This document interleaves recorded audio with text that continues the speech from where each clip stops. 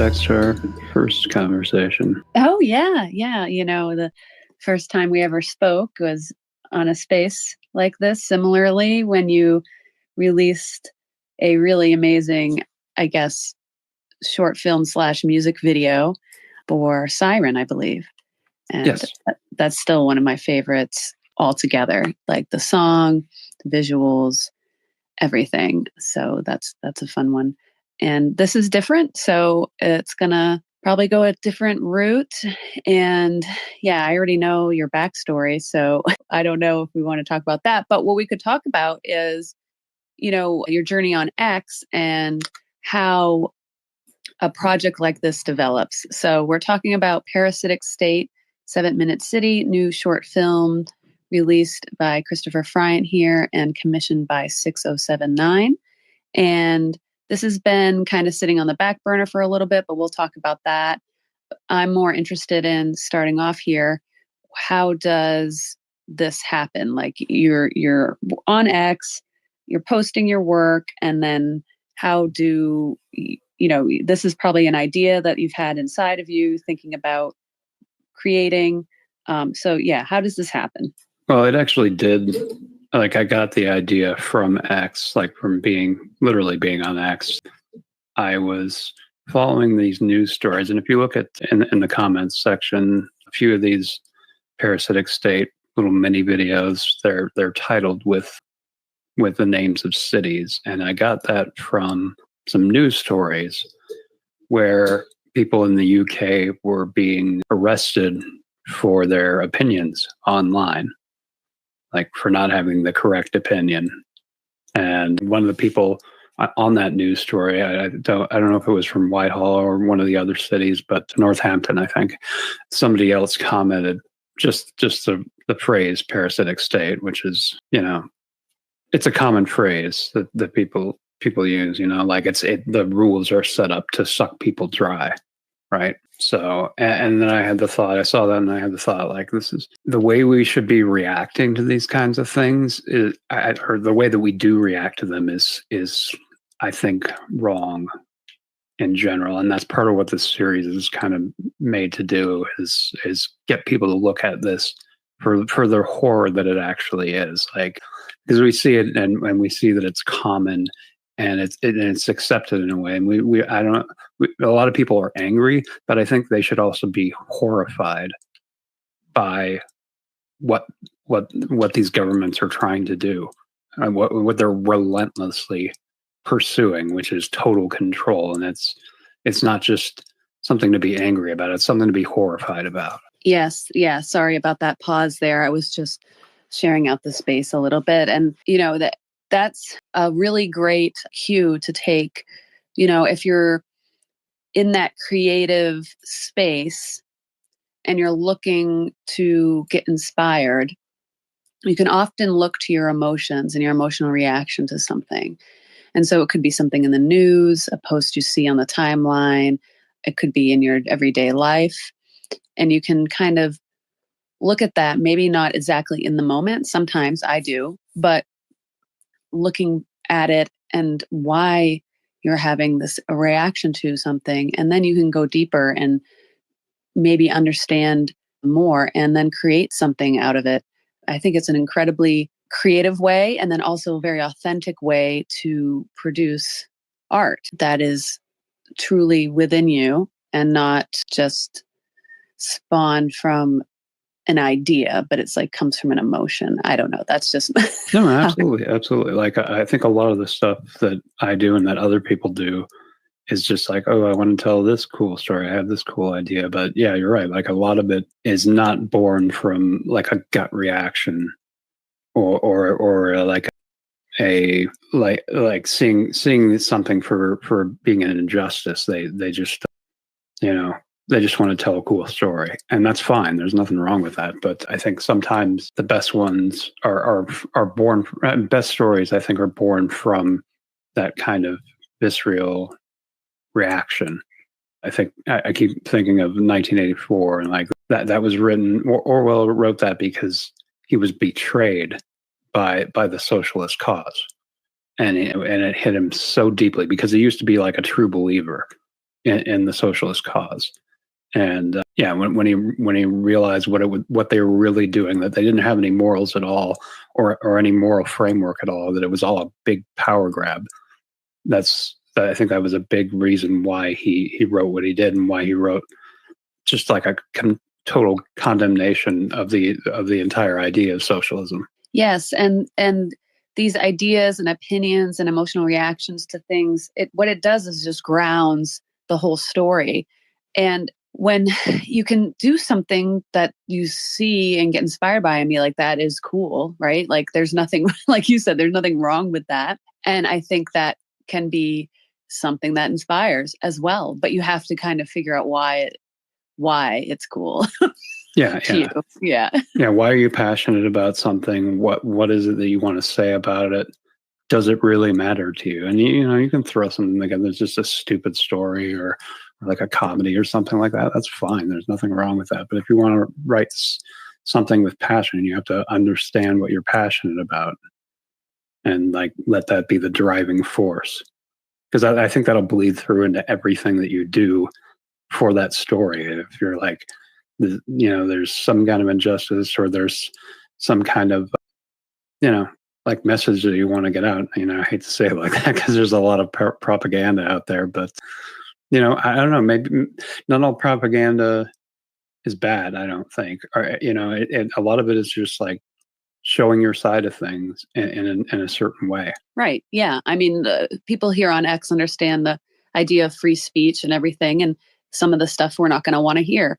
But that doesn't make it any less a creative pursuit for someone, or someone that genuinely believes in something, or someone that's authentic to them in the moment. So, and that is a whole part of the artistic process and like your own journey of your life and where it leads you.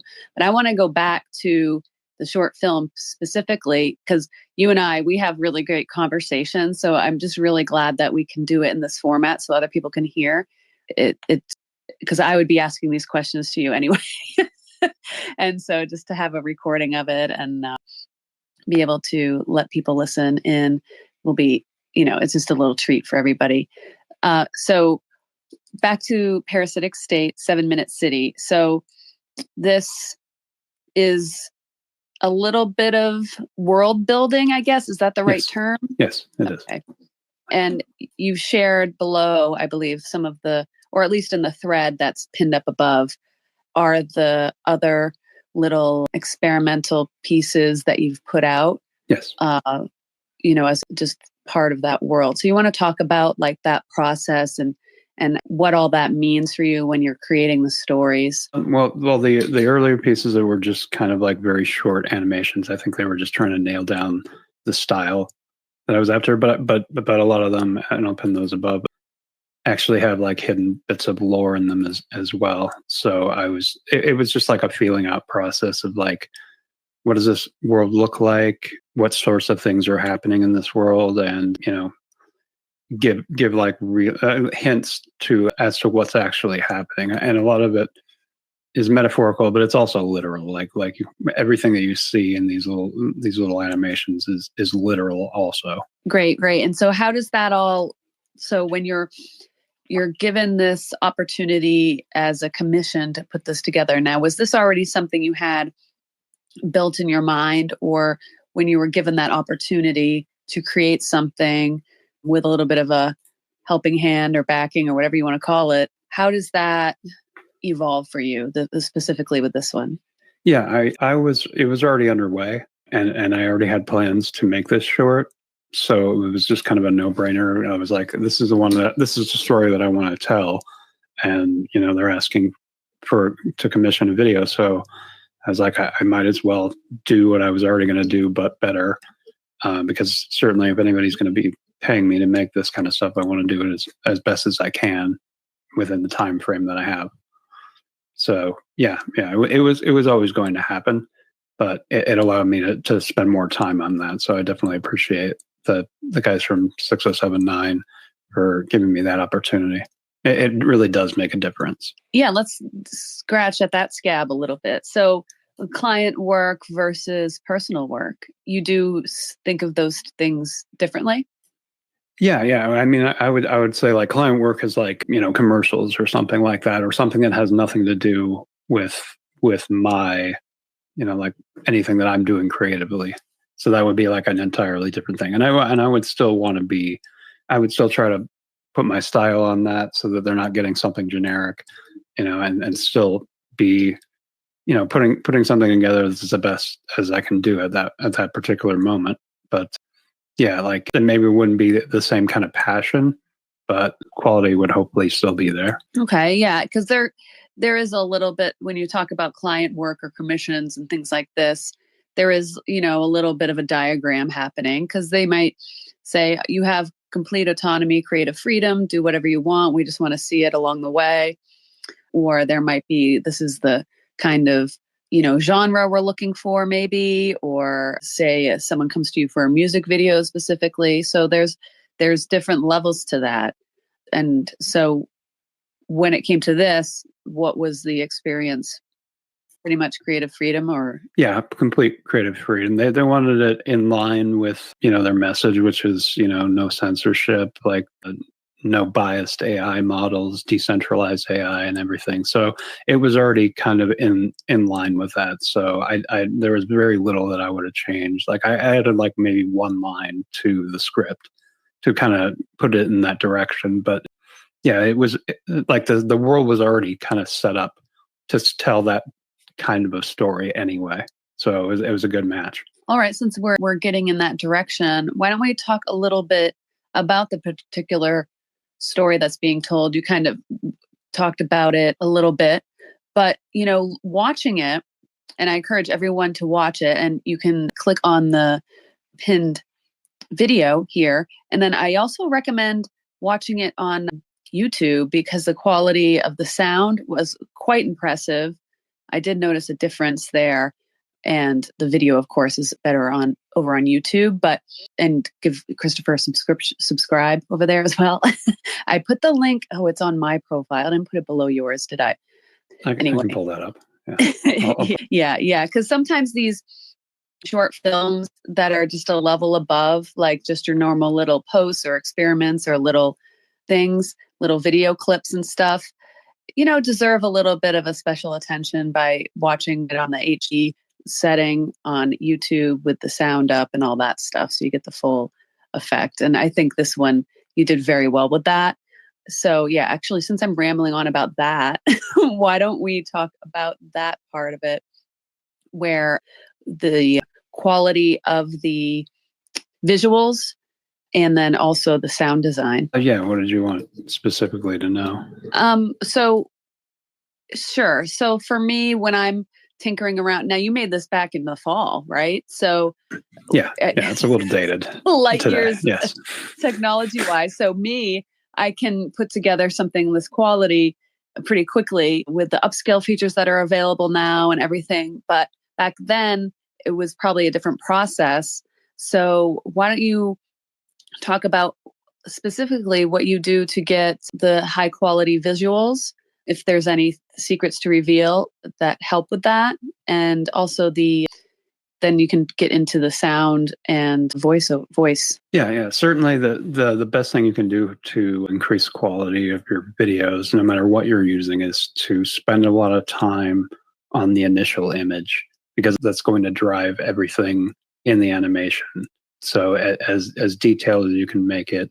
So, starting out with a prompt that mentions the kind of color grading you have and the amount of detail that you want in there.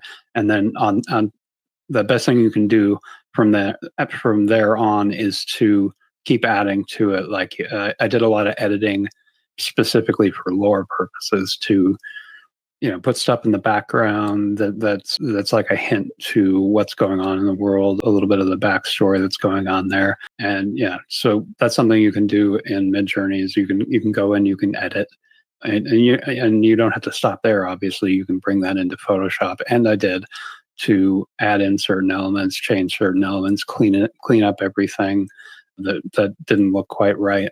You don't have to do that less and less now, but it's still a good thing to do, to kind of have that kind of locked in place before you animate anything. And that's what I did in this case. I had everything ready to go, all the shots ready to go before I animated everything. And then I animated everything at once. Okay. Yeah. And the process for this now, I mean, yeah, still maybe bringing in things to Photoshop and everything to speed up some of the processes to get those little details that you need.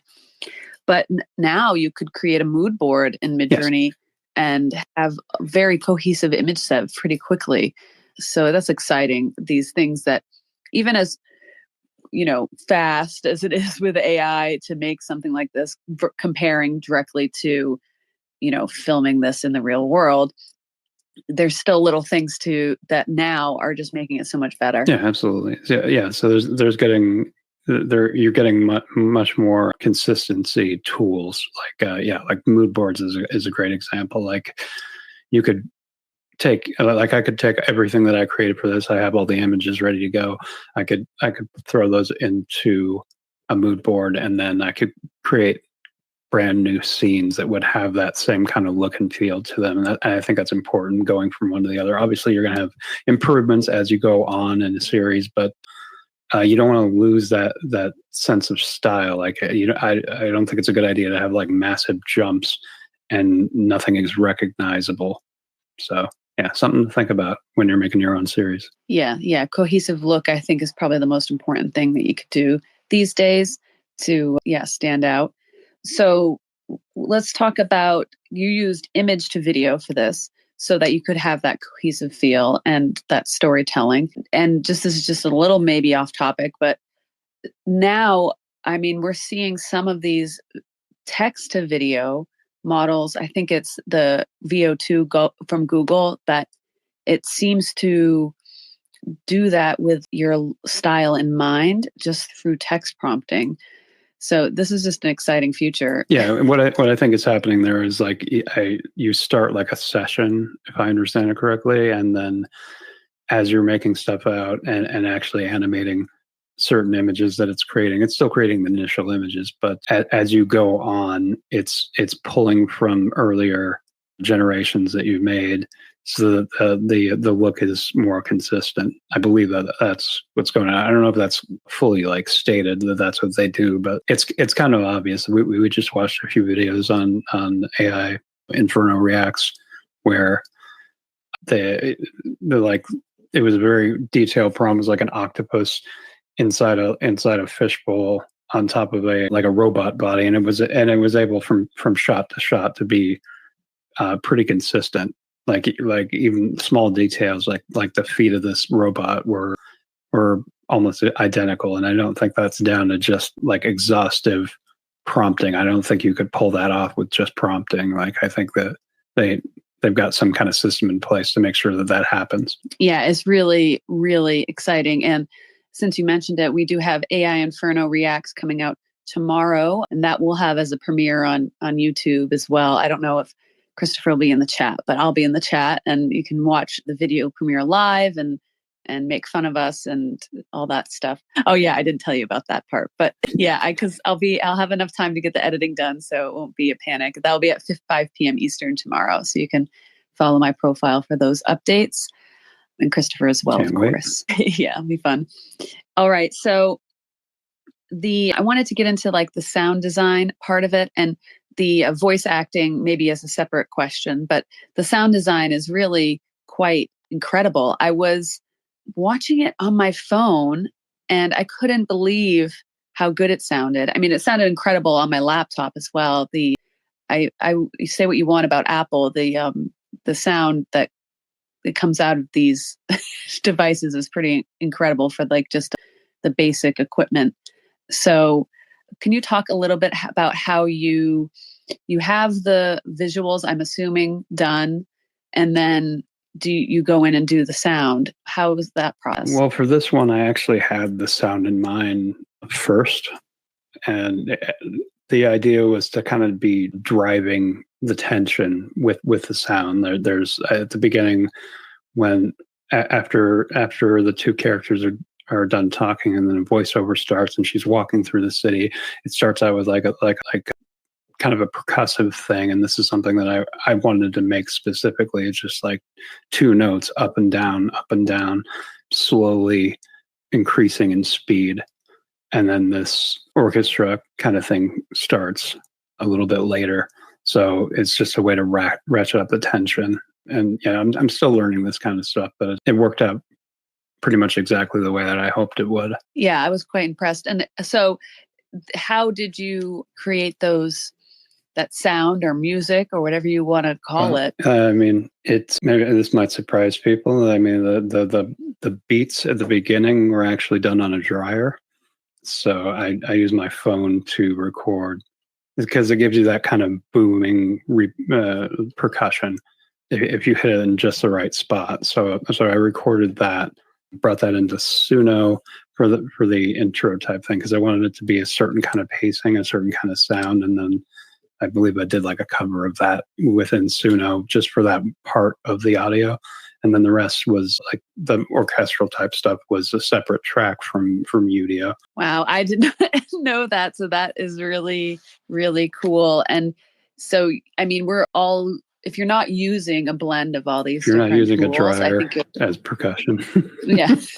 Well, no, I mean, these are things that, if you're going to be a filmmaker, paying attention to sound is another big piece of it. And it could be just sound in your life. So I'll just do a small, short little lecture here. So as a photographer, I walk around and I see little photos everywhere. But most of the time, what it is just a reaction of like, oh, that looks nice. Oh, that's pretty. But then you have to think about like, why is it? And then how would you capture that, as a photo and, video the same way. So you start seeing that way. And so also you need to do that with observing sound in that way as well. Something gets your attention, it's like, well, why did that get my attention? What was it about it? How could that be used, in different ways? And we can start to observe the world in a whole new way and put it into our creative process. And yeah, recording with your phone or just taking a little note. Like there was just this way the specific car horn sounded that was just so unique. I want to make sure I use that someday. We just put that in our little like file folder in the back of our mind, and who knows? So that's one of the things I really love about the creative process is how you experience the world. So basically just be recording all the time, forever. Every conversation you have, even if it's privileged or private. Grok's doing that for us now, and all the others, Google, etc. All right. So then finally we can talk about, well, maybe not finally, but one of the other things I wanted to talk about was the voice acting in this. And I will just give myself a little bit of, because I am the voice of the woman in there. You did an amazing job. First voice acting, right? Like this is the first one that you did. Yes. You did a great job. Took directions very well. Yes, he convinced me to do it because he was in a pinch. And so I helped out.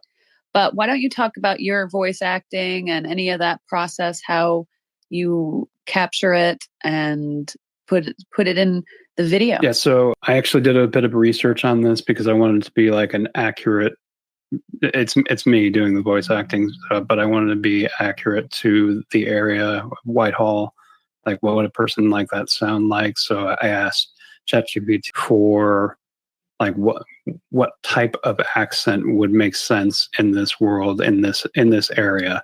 And then from there was a bunch of tutorials on YouTube where I could practice with that. And I pick it up. I like to think I picked it up pretty quickly. I mean, maybe Gunky can tell me if I'm actually accurate when it comes to this particular UK accent. But yeah, I took direction from people who were like, this is how you have to sound. You have to drop these inflections and elevate these types of inflections. And then like there's a bunch of practicing that goes on there where you say a certain phrase. There's that dryer. There's the dryer.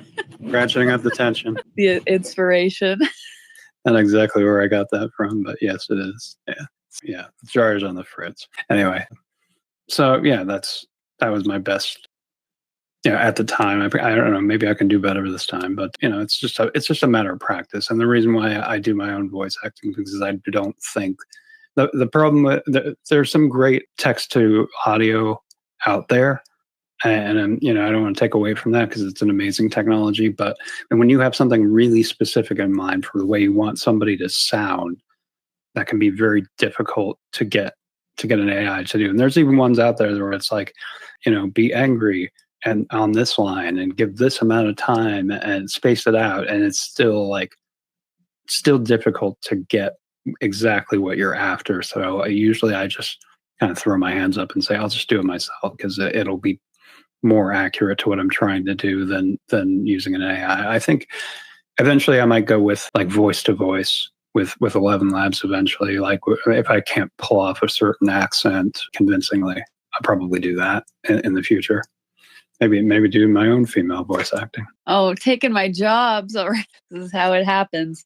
And this is what I love about what we are going through right now. It's the only rules there are no rules, yeah. Right? You can learn a skill in an afternoon with AI. You can mix mediums. You can do your own voice work with everything else completely AI generated, or the opposite. You could generate a voice and then create a real world film project. You could mix any combination of the skills that you have with what the technology can do for you now to get that vision to reality. So it's so inspiring and so incredible. And I love talking about it, and especially with you, because you're not afraid to do that. You just kind of just do it. But I think a lot of people, I won't say they have that fear, but it's just like, it's just the opportunity is so vast. It's hard to even see it. Yeah. And you really have to zoom in. Yeah, I think a lot of people are kind of locked into the idea that AI is just the end. Like that's the cul-de-sac where, you have to make it within that. And, like anything else is just going to be, going outside of it. It's kind of pointless, but it's not like there are some things that AI is really good at, and there's some things that it's terrible at. And you got to recognize that. And if you're trying to make something better and better than what you did before, then I think that you got to recognize where it's lacking. And if you're trying to do something and it's just not working, I mean, don't let that stop you. That's just like, this is just a starting point. You can recognize, okay, this is not good enough for the quality that I'm trying to do. What can I do to go around this? Yep. Go around, through, up, under, any way you can. And yeah, it's really, and if you don't know, talk to ChatGPT or talk to Grok and figure it out. It's just so amazing.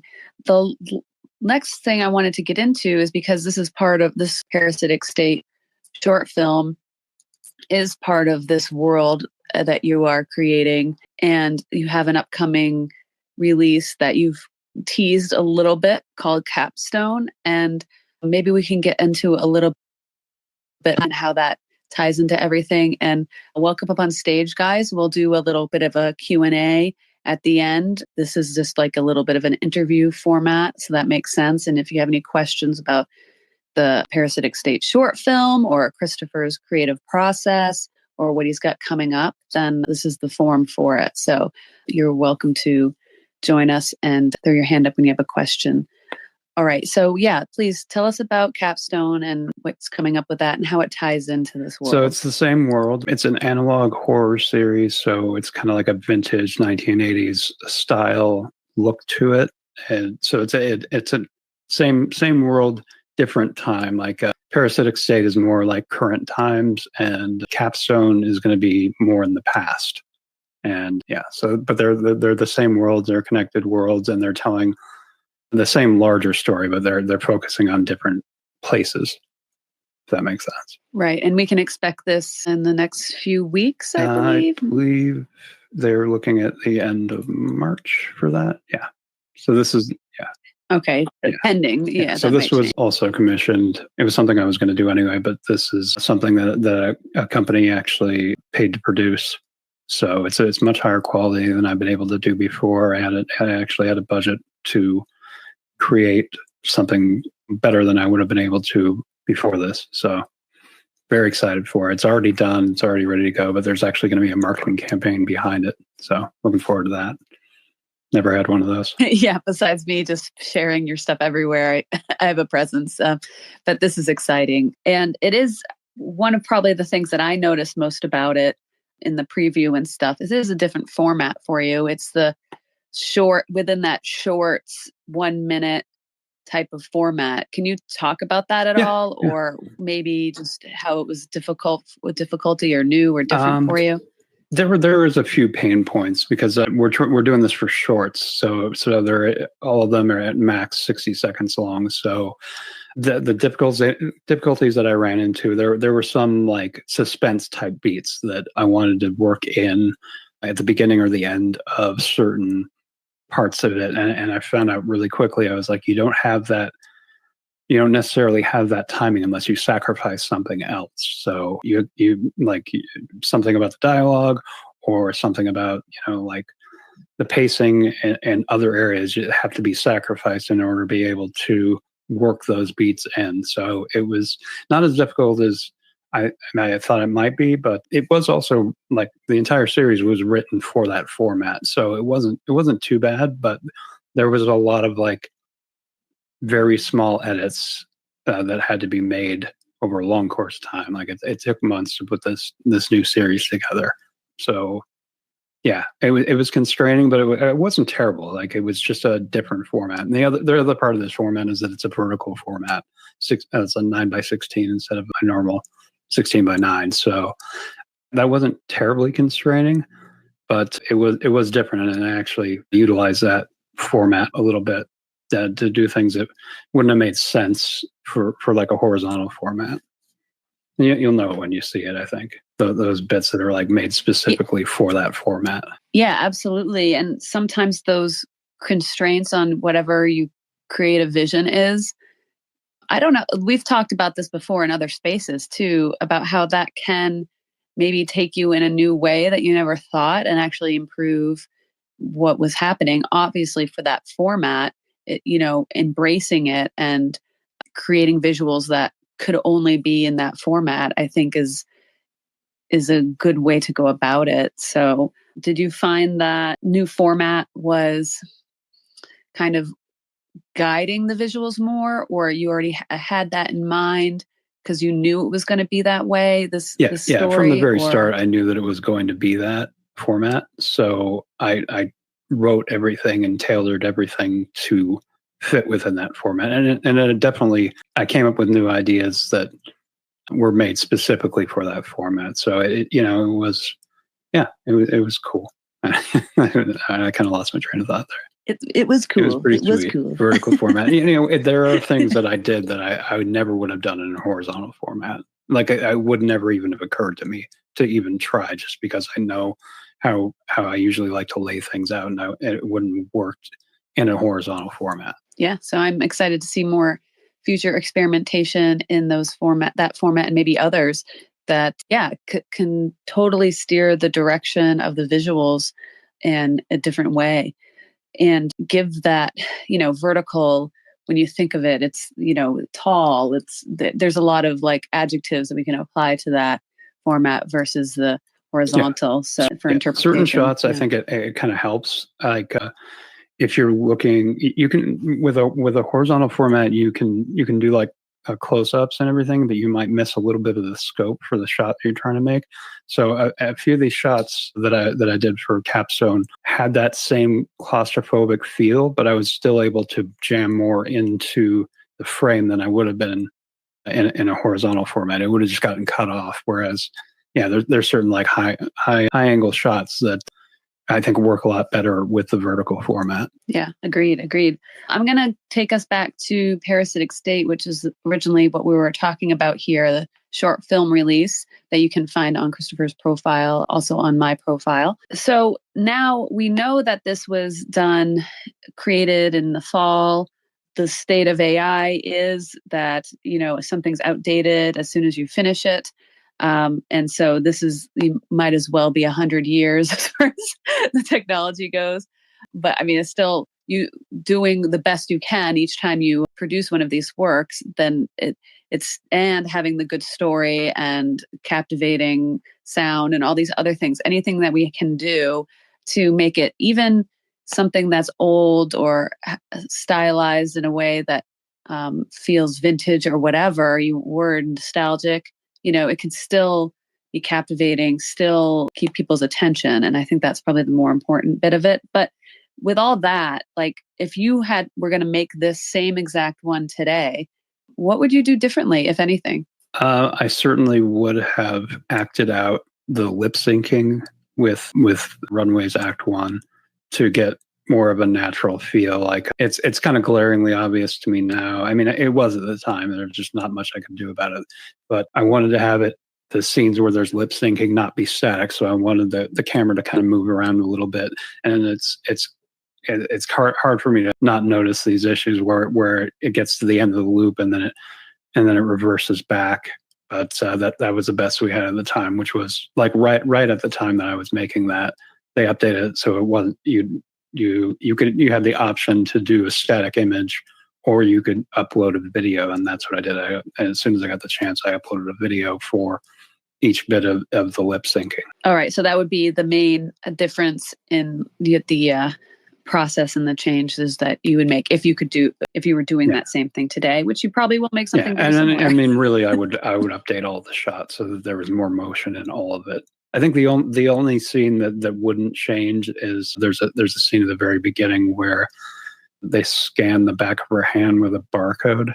That was actually like that turned out exactly how I wanted it to. It was like a beginning and last frame thing, and then on top of that, I actually animated the scanning with the laser by hand. So yeah, that turned out exactly the way they wanted to. But everything else completely different. Probably the same shots, but they would have more motion in them. Yeah, I mean that one little clip, like a couple seconds, if that, is such a great piece to the story. It adds so much, just that one little detail. So I'm so glad that you took the time, even though you couldn't get it exactly how you wanted it.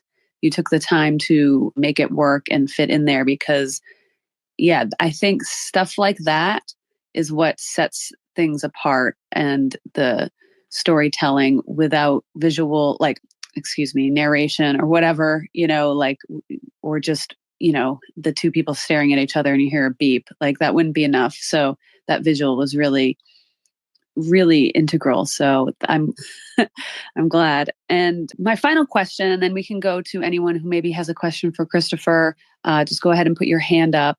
And my final question is for you so what's next? I know we have Capstone coming up in the next month, and I'm going to stay in this world of the Parasitic State that you've kind of created. What's next for this world? Anything? Yeah, there may be possibility for more in specifically the Capstone series. I have a very specific idea of where I want to take it, which I could explain here, but it wouldn't make any sense, especially not having seen the first part, the first series. But that's definitely a possibility, depending on how well Capstone does. So, but I would love to do more with that. And separately, I have ideas for Parasitic State separately, that has the same kind of look as what I just released. Exciting. All right. So I got all my questions answered. I think I can probably come up with more, but is there anything else you want to share that maybe we didn't touch on that you're hoping to get to with this? I mean, maybe it isn't really stated in the series as it is now, but I think that the direction I want to go with the series is looking at the theme of loss, of people in general just accepting losing certain freedoms and it just being normalized. So that may be more of a generalized idea, but you'll see where that goes when it's put through the lens of something specific that people can put their fingers on and not just immediately forget. Excellent. Well, thank you so much, Christopher and Rich and Gunky. If either of you have a question about this in particular, if you haven't had a chance to watch it, that's okay. I encourage anyone to go ahead and watch it. We'll close up the space here. But let's see, what was I going to say? Yes, go watch the short film Parasitic State. You can find that on Christopher's profile. Be sure to watch his other clips and go to the other social channels like YouTube in particular to watch it, so you get that full effect of the sound design. Put it up on the HD TV and report back. Let us know what it's like. Turn up the stereo sound, all of that. I want to know, because that to me is what makes this whole thing. It just ties it People all have together. stereo systems hooked into their TVs these days. I don't know. What do rich people do? I have no idea. Gunky put his hand up, so I'd love to hear a question from Gunky. Do you want to hear a dictionary's worth of questions? Yeah, obviously, as always, a few thoughts. How do I phrase this question? I'm wondering, Christopher, whether there was a eureka moment, like a year ago, 6 months ago, when you just thought, you know what, all the elements are here enough that I can embark on something that's going to take an awful lot of time.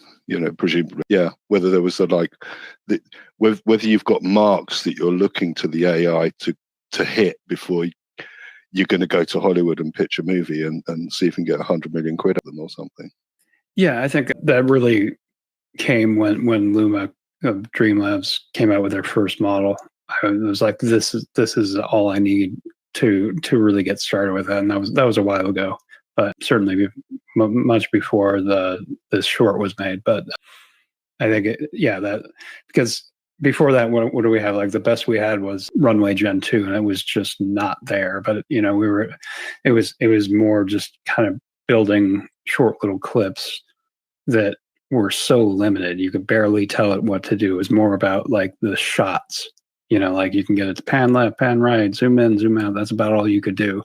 You can get very basic motion out of it. But when Luma Dreamlabs came around, that's when I was like, yes, we can do much more now. And yeah, so that was already kind of in place before I had the idea for this. Okay, I've got more. Do you want more? Yeah, whatever you got. Okay, I'm getting the impression, maybe I'm incorrect, but do you still feel that a human voice still isn't being properly performed by an AI? Yeah, absolutely. Yeah. Right. Because you can't direct them. You can't like say, okay, say it like this, and then you just say it. I mean, you can do that maybe with voice to voice. I haven't tried that yet, but it's very difficult to get the timings that you're after and like the hesitations maybe, or anything to do with, like, you can't type that out. You'd have to record yourself doing that and do voice to voice to get an AI to actually do what you're trying to do. Like if you want something really specific. Yeah, I mean, I've said on the phone, there are these various bots answering the phone now, and they kind of sound a bit, I don't know, I can still tell. And I actually ask them, are you a bot? And they just sort of go quiet sometimes, or they're just upfront with it. Yes, I am. Would you like to speak to a real human? Yes, I would like to speak to a real human. So, yeah, I've never quite been convinced, because there's all kinds of models that have been around for quite a long time. You type it in, and it will repeat it back to you in whatever voice, and they're just not quite there. They're never quite there. Yeah, I think a lot of that has to do with like the pacing of words, like the cadence of the voice. Like a lot of times it's just too uniform. Like even if you throw in, like they have ones where you can hear them breathing in and out, and you can still pick up on it if you're paying attention. But I don't know if these models are even made for people that are paying attention. I think it's quite the opposite. Yeah, I was just thinking audiobooks. Narrators of audiobooks. I mean, famously, Stephen Fry, if you know him, narrated the Harry Potter books. And yeah, great to listen to all of them. Yeah, and the narrator, I just don't ever see, under any circumstances, just giving a Harry Potter to a robot in a Stephen Fry voice being able to pull it off.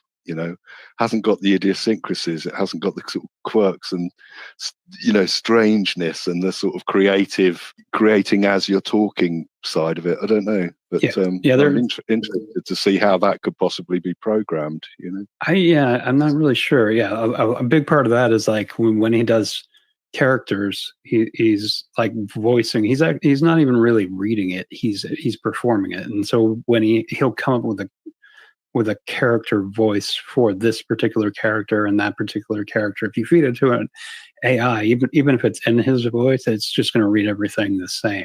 And I think that's one area where audiobooks are lacking for AI. It's going to be, even if it's a dramatic read, it's still going to be a straight read. Yeah, this stuff is getting better though. I will say I checked out 11 Labs with they're doing specifically for audiobooks, they're definitely gearing towards that type of content, and mostly people who are, independent writers and stuff, to get their books out in audiobook format. So it's getting there, and you can actually go in there and edit the inflection of specific words and things.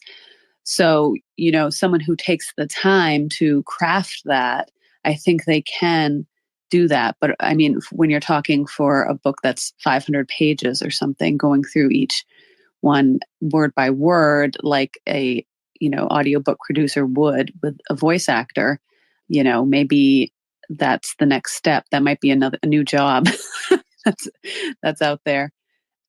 So yeah, great questions, Gunky. Thanks so much for joining us. Rich Silver's up here on stage, and he's got his hand up too. So I hope he's got a question for Christopher. I do have a question for Christopher. Hey, Christopher. I'm a big fan, as you know, and I was looking at I was watching Parasitic State, and it's freaking amazing. I can't wait to see more. And I saw in your post that it was a commissioned project by 6079 or 6079. And I was curious about, when something like that happens, when you work on a commissioned piece, or maybe this piece in specifically, or just in general, do they usually come to you with the idea, like the full concept, the storyline, or do you come up with that entirely? Or is it like a result of brainstorming, collaboration between you and who's commissioning the piece? How does that work? Or how did that work with Parasitic State, if you can talk about that? Yeah. In this specific, thank you, by the way.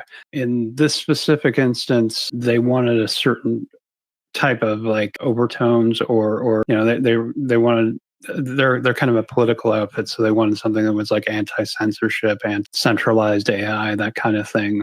But they said we had complete creative control, and there was no process of like, approving it or anything like that. It's just like you guys are the artists, go do your thing. And that's about it. And certainly not all clients are like that. They want like a certain kind of thing, and it really depends on what they're after, how much creative freedom you have. But this one, I had total creative freedom, and I actually had the idea beforehand, and I was going to do it anyway. So it was nice to get paid for that. Yeah, and some people here jumped in later, so I do invite you to listen to the replay, because we got into a lot of the weeds of this early on in the conversation. It was really great with no one else here.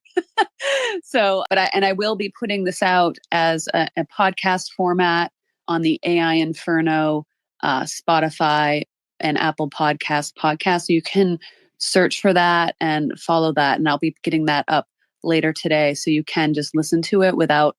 I take out all the pauses and the fluff at the beginning and all this stuff, and you can just listen on the go. It's much nicer to do that. So I recommend doing that if you can. So yes, Gunky, go ahead with your question. I think we'll be wrapping up here in a few minutes. No rush, but I just want to let everyone know that we're nearing the end of the conversation. Yeah, again, it's in my head, but I haven't formulated the actuality yet. Okay, so you've got a storyboard. You're working on your script, you've got your plans, you know what model you'll be using for what elements and aspects, what you're going to use to edit it all together, blah, blah, blah. It's just a thought, but the idea, these are all various components that since the history of film have had to, people have had to get in place, particularly like storyboarding, character creation, and, the acting, the look of it, this, that, and the other. So one thing I was thinking about is the read through. And what you think about this. So it's the read through. So it's not the scenes, it's not the film, it's just the characters you intend to use, the AI generated characters, with those people you've got to narrate the whole thing, the various voices and this, that, and the other. And you just can do a script read, like a virtual script read, before you even start the production. I wondered if you'd thought about that, or if anyone's thinking about it. It hasn't happened yet, usually because I'm doing different voices, and I'd basically be talking to myself. But I like while I'm writing it, I do eventually read it out loud, just to make sure I'm not going to be tripping over my words. So if it's a dialogue heavy scene, yeah, that is something that I do as I'm writing it or rewriting it. Yeah, but like acting it out, well, it just like a straight read. Yeah, I do that also. Yeah. depending on this one. I didn't really do that all that much. I did some practice, but yeah, it wasn't like a long drawn out process. But certainly, it does happen with like longer scripts. I was just sort of thinking of, you can then from the virtual sitting around a table, you can just pull that head, pull that performance. That's the performance I'm going to go with. We'll read it around again. Yeah, not happy with that. Maybe if you could lift an eyebrow, maybe turn your head. Okay, that's the head. I'm going to drop that head into the performance. I don't know. I thought it'd be maybe a useful tool. Yeah. Certainly, if I'm working with other people, that would be something I would want to do. And yeah, certainly, if I had like multiple actors going on, I would maybe even like set up a video meeting or something like that, or a virtual meeting or something like that, where we could go around the room and have everybody together for that kind of thing. That would be, for bigger projects, that would probably make a lot of sense. Yeah. And, follow Christopher and follow us around, because I'm sure those types of projects will be cropping up. So if you want to take your hand at voice acting, who knows, there might be an opportunity for you. I think like a lot of people are, that's what you're getting at. I feel like a lot of people are capable of doing it, and they're just, like kind of afraid, like, oh, I don't want my voice in there. I'm not an actor. I'm like, I wasn't when I started either, but I think you just have to have the confidence to do it. And I think you'll have a lot more control over your voice and the performance if you're not just plugging it into a text audio model. Yeah, excellent. All right. So this has been a fantastic conversation. Thank you, Christopher, for humoring me on these. These are not his idea. They're definitely my ideas, because when he puts out something that is just a complete piece like this, it needs to be talked about. And he's such an incredible resource, because he's so thoughtful with what he creates in every step of the way. So it's a wealth of information that, any upcoming filmmaker or AI artist or just creative in any capacity we can learn a lot from these different processes. And it's fascinating to me. So I just really appreciate his time to discuss it in such detail with us and taking questions and everything. So thank you so much, Christopher. And thank you for all your interest. I really appreciate it, honey. Yeah. Yeah. And sexual genuine interest. You can probably tell by the way I ask the questions. It's not phoning it in. My notepad was blank when I started the space. So I want to just let everyone know, thank you so much for joining us live during the recording. And you can also catch the replay, of course, on X in the space, but I will be releasing this as a podcast format. Just search for AI Inferno on Spotify or Apple Podcasts, and you'll be able to listen to that later. So you can catch the beginning with all the pauses and the ums and the weird music at the beginning. That'll be gone. And you can listen to it on the go. You can scroll X and do all those fun things that it's not always easy to do when you're listening to a space. And so give us a rating on there if you would, please. If you pick us up on Spotify, AI Inferno. Yes, please. Yes. We're hoping to put out lots of great content for you guys every week, and just another way to consume it. So thanks again to all the listeners for joining us. Thank you to wonderful speakers, Rich and Gunky. Always a pleasure. And especially a big thank you to Christopher. Please follow the links pinned up above to watch his short film. Leave a comment, like, and subscribe wherever you watch it. I recommend YouTube, but you can find it on any of his social channels. And we will see you in the next space. Have a great day, everyone. Bye.